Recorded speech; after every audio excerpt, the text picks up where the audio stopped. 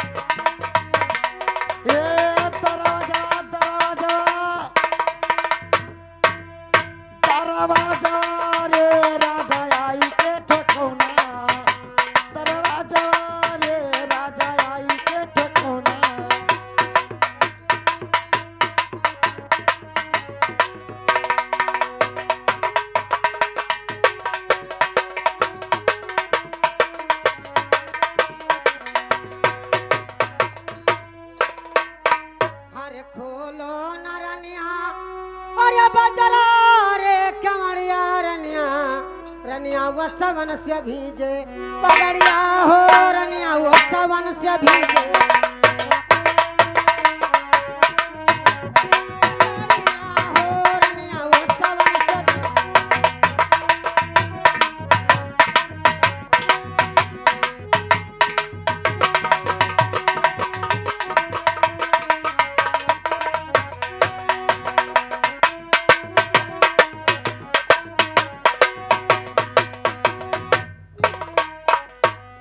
कहाँ बितायो राजा हो दिल दोपहरिया राजा अरे कहाँ गवायो अरे सारी रतिया हो राजा कहाँ गवायो सारी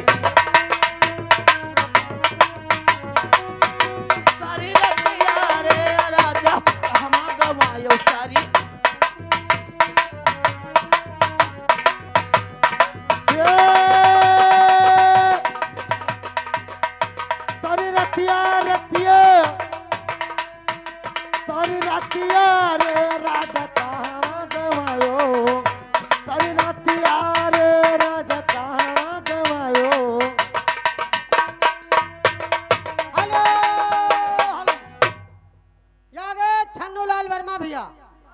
छन्नूलाल वर्मा भैया श्रीगंज के निवासी श्रीगंज के निवासी हैं।